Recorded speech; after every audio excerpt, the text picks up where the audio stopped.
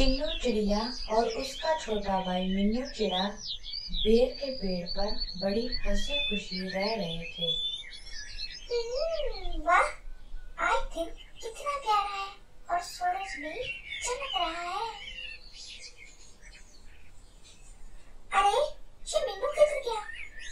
मिन्नू, अरे हाँ मिन्नू, कहाँ हो तुम? हाँ चिन्नू दीदी, मैं यहाँ हूँ। मीठे मीठे बेर खा रहा हूँ। कच्चे बेर मत खाना, वरना पेट में दर्द होगा। अच्छा दीदी। मिन्नू, मैं घोंसले की सफाई करने लगी हूँ। तुम एक काम करो, मेरे लिए भी मीठे मीठे थोड़े से बेर ले आओ। अच्छा दीदी, ले आता हूँ। इस तरह बेर के पेड़ पर उन दोनों की जिंदगी गुजर रही थी। एक दिन मौसम खराब हो गया और बारिश होने वाली थी। दीदी देखो कितने बादल आ रहे हैं, लगता है आज बहुत तेज बारिश होगी। हाँ मिन्नू, लगता है आज बहुत तेज बारिश होने वाली है। मिन्नू, मुझे तो हमारे घोंसले की काफी फिक्र हो रही है। हमारा घोंसला भी बहुत कमजोर है। अगर तेज बारिश हुई तो कहीं ये टूट ही ना जाए। हाँ दीदी, अब हम क्या करें? मिन्नू, तुम इधर पेड़ पर ही रहना। मैं जंगल की दूसरी तरफ से कुछ लकड़ियां लेने जा रही हूँ। फिर हम अपने घोंसले को मजबूत बना देंगे। ठीक है दीदी, आप जाओ। चिन्नू जंगल में लकड़ियां लेने चली गई और अपने भाई को पेड़ पे घोंसले के पास छोड़ गई। मिन्नू पेड़ पर बेर खा रहा था और ऊपर से कालू कौवा गुजर रहा था। अरे ये पेड़ तो फल से भरा पड़ा है, इस पे बहुत बेर लगे हुए हैं।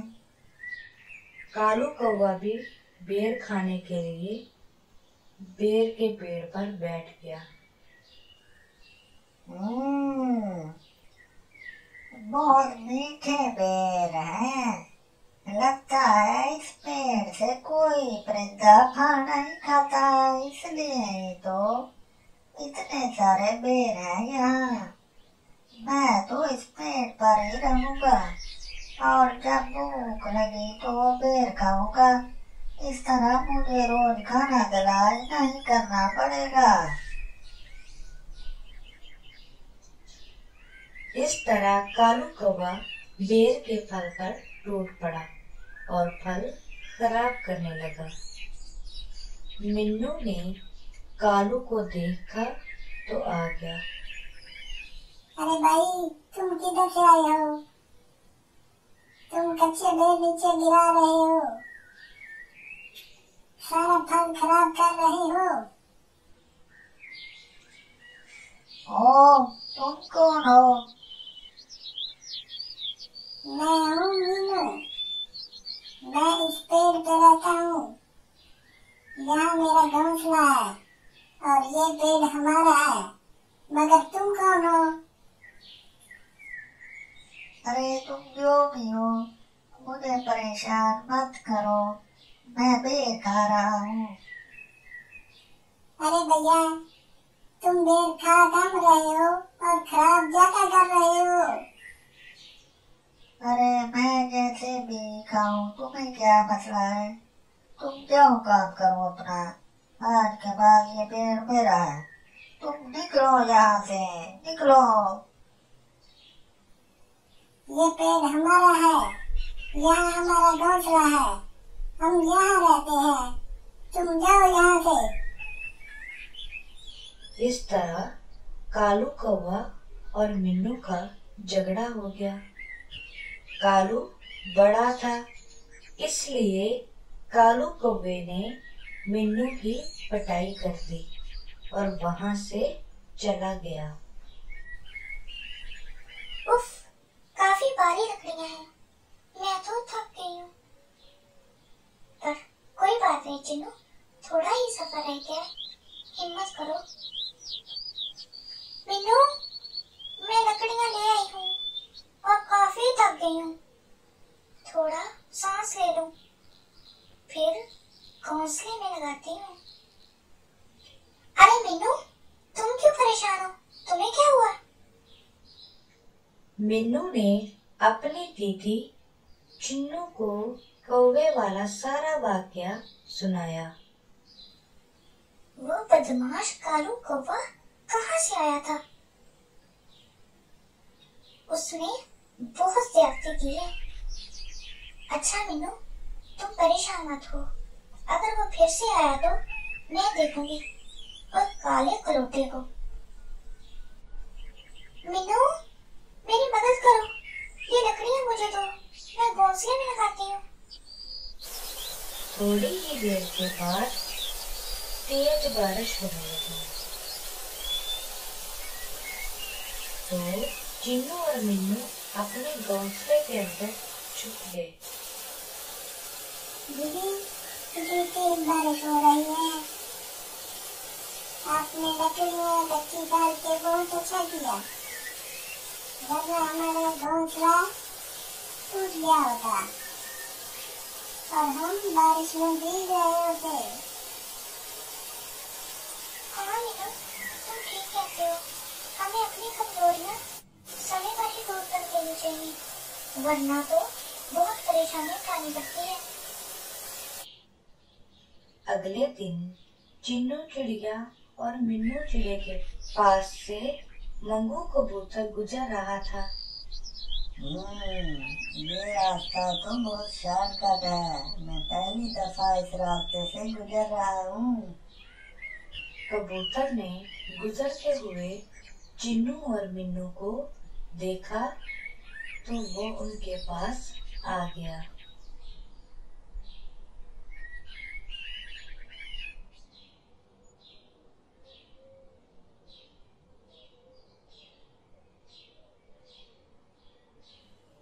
कैसे हो तुम लोग? हम ठीक हैं, आप कौन हैं और किधर से आ रहे हो? मैंने आपको पहले यहाँ कभी नहीं देखा। आपका नाम क्या है और किधर रहते हो? भैया मैं मुसाफिर हूँ, मेरा नाम है मंगू। मैं यहाँ पहली दफा आया हूँ। मैं अपनी मौसी के पास गया था, वो पहाड़ी वाले जंगल में रहती है।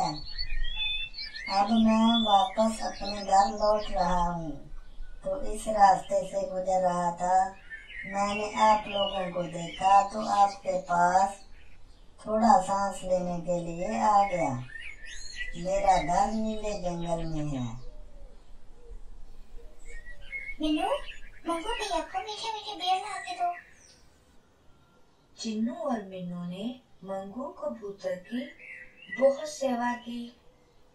कबूतर उन दोनों का सलूक देखकर बहुत खुश हुआ और उनका दोस्त बन गया। आपका बहुत शुक्रिया कि आपने मेरी इतनी सेवा की। मैं अब चलता हूँ, मेरा सफर काफी लंबा है। मैं फिर कभी जब भी इधर से गुजरा तो आपके पास जरूर आऊंगा। इस तरह कबूतर ने उनका शुक्रिया अदा किया और वहां से जाने लगा तो चिन्नू चिड़िया ने मंगू कबूतर को कुछ पके हुए मीठे बेर भी दिए। मंगू भैया, ये बेर अपने साथ ले जाओ और हमारी तरफ से तोहफा है, आप ये हमारी भाभी को देना। ठीक है चीनू बहना, आपका बहुत शुक्रिया। अब मैं चलता हूँ।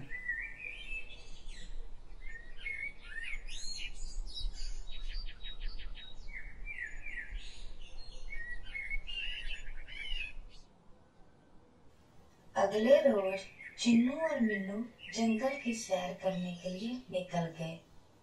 दीदी, आज मौसम कितना अच्छा है, चलो आज जंगल की सैर करने जाते हैं। हाँ मीनू, मेरा भी बहुत मन कर रहा है कि आज कहीं दूर जाते हैं। ठीक है दीदी, और किस तरफ जाना है? मुझे तो जंगल के बारे में इतना ज्यादा पता भी नहीं। फिर चलो, मैं आज तुमको जंगल की नदी दिखाऊंगी। वाह दीदी, ये नदी क्या चीज होती है? मीनू भैया, हमारे जंगल पर बहुत बड़े बड़े पहाड़ हैं। इन पहाड़ों से पानी बहता है और हमारे जंगल में आता है, तो उस पानी को नदी कहते हैं। वाह दीदी, फिर तो मैं जरूर नदी देखने जाऊंगा। फिर चलो मीनू, चलते हैं। फिर चिन्नू चिड़िया और उसका भाई मिन्नू चिड़ा जंगल में नदी देखने के लिए निकल गए। दीदी, वो नदी कितनी दूर है? हमें कितना समय लगेगा वहाँ पहुँचने में? वो नदी जंगल के बीचों बीच है। हमें वहाँ पहुँचने के लिए 2 दफा रुककर सांस लेना पड़ेगा।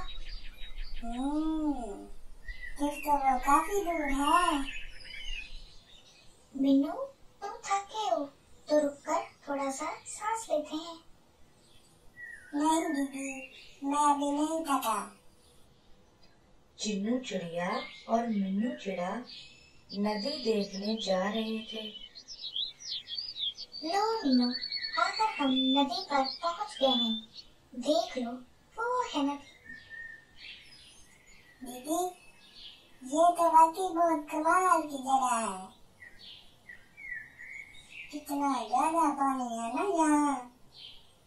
हाँ मीनू, ये वाकई ही बहुत कमाल की जगह है। दीदी, पहाड़ों पर इतना ज्यादा पानी कहाँ से आता है? मीनू, पहाड़ों पर सर्दी के मौसम में बहुत ज्यादा बर्फ गिरती है। फिर जब गर्मी का मौसम आता है तो वो बर्फ सूरज की गर्मी से पिघलकर पानी बन जाती है और वो पानी इस नदी में बहने लग जाता है। फिर दीदी, ये पानी कहाँ जाता है? मीनू, फिर ये पानी बहते हुए बड़े बड़े दरियाओं में चला जाता है और वहाँ से बहता हुआ ये बड़े समंदरों में चला जाता है। मीनू भैया, पहाड़ों से बहुत सारी नदियों का पानी एक जगह इकट्ठा होके बहता है, तो वो पानी दरिया बन जाता है। फिर बहुत सारे दरियाओं का पानी एक जगह इकट्ठा होता रहता है, तो वो समंदर बन जाता है। दीदी, फिर समंदर में तो बहुत पानी होगा। हाँ मीनू, समंदर में बहुत ज्यादा पानी होता है। मीनू, अब वापस चल गए हैं, हम काफी दूर निकल आए हैं।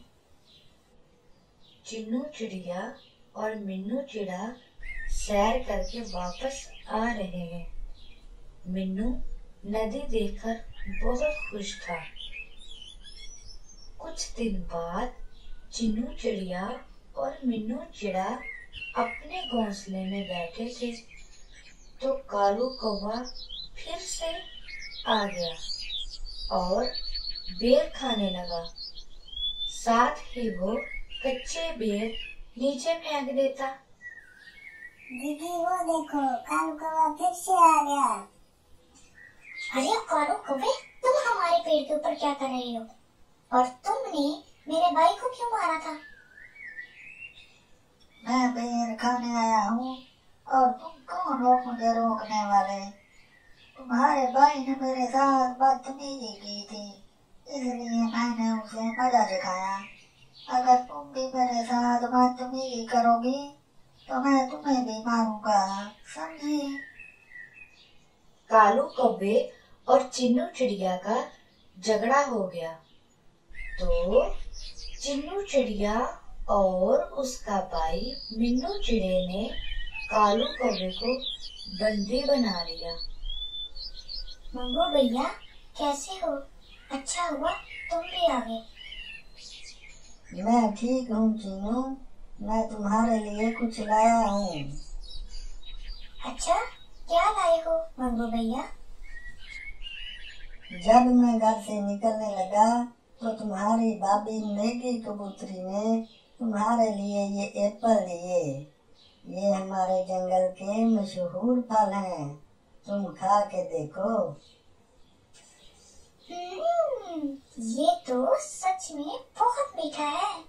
हमने पहले ये कभी नहीं खाया। अरे ये तो कालू कौवा है, इसे क्यों बंदी बनाया है? ये तो बड़ा बदमाश है। चिन्नू चिड़िया ने मंगू कबूतर को कौवे का सारा किस्सा बताया। कुछ समय के बाद कालू कौवे के दोस्त उसको लेने आए तो चिन्नू चिड़िया ने उनको रोका। फिर मंगू कबूतर ने चिन्नू को समझाया कि देखो ये कौवे बहुत ज्यादा हैं और सब के सब बदमाश हैं, हम इनसे लड़ नहीं सकते, हमें कालू को छोड़ना होगा। मैं इनके सरदार लालू कौवे से बात करूंगा। लालू मेरा अच्छा दोस्त है, तुम फिक्र मत करो। इस तरह मंगू के कहने पर चिन्नू चिड़िया और मिन्नू चिड़े ने कालू कौवे को छोड़ दिया। मंगू कबूतर अगले रोज कौवों के राजा लालू कौवे के पास गया। अरे वाह भाई, मेरा दोस्त मंगू आया। बहुत समय बाद आए हो दोस्त, कैसे हो? क्या तुम्हें मेरी याद नहीं आई कभी? लालू मेरा दोस्त, मैं ठीक हूँ, तुम कैसे हो? मैं तुम्हें रोज याद करता हूँ, फिर मुझे तुम्हारे साथ एक काम था तो मैं आ गया। मंगू कबूतर ने अपने दोस्त कौवों के सरदार लालू से मिला और उसे कालू कौवे की बदमाशी के बारे में बताया। कौवों के सरदार लालू कौवे ने चिन्नू चिड़िया और उसके भाई मिन्नू चिड़े को कालू कौवे को अपने पास बुलाया और उनकी बात सुनी। क्यों भाई लालू, क्या कहते हो तुम? चिड़िया और उसके भाई ने तुम पर इल्जाम लगाया है कि तुम उनको परेशान करते हो और उनके साथ जोर जबरदस्ती करते हो। मेरे सरदार, मैं तो वहाँ सिर्फ फल खाने गया था तो चिड़िया और उसके भाई ने मुझे बंदी बना लिया। सरदार, कालू कौवा झूठ बोल रहा है। ये हमारे पेट से फल कम खा रहा था और खराब ज्यादा कर रहा था, तो हमने इसको मना किया। फिर इसने हमारे साथ झगड़ा शुरू कर दिया तो हमने इसको बंदी बना लिया। कालू पहले भी एक दिन मेरे भाई से झगड़ा करके गया था और उसको भी मारा था। कौवों के सरदार लालू कौवे ने सबकी बात सुनी, फिर अपना फैसला सुनाया कि मैंने सबकी बात सुन ली है और इस नतीजे पर पहुंचा हूं कि चिड़िया और उसके भाई ने कालू पर जो इल्जाम लगाया है वो सच है और कालू कौवा दूसरे परिंदों के हकूक भूल गया है। अब मैं अपना फैसला सुनाता हूँ।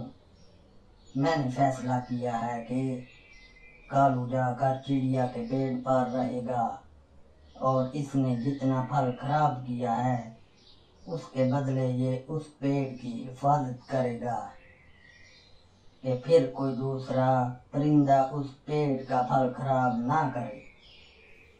फिर कौवों के सरदार लालू ने सब कौवों को बुलाया और उनसे बोला कि सब लोग मेरी बात ध्यान से सुन लो, ये जंगल हम सब का है, हम सबको यहाँ मिलजुल कर रहना चाहिए और एक दूसरे का ख्याल रखना चाहिए।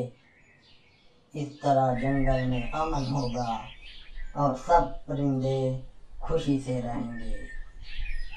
कालू कौवा अपने सरदार के हुक्म पर चिन्नू चिड़िया और उसके भाई मिन्नू चिड़े के साथ बेर के पेड़ पर रहने लग गया और उनका दोस्त बन गया।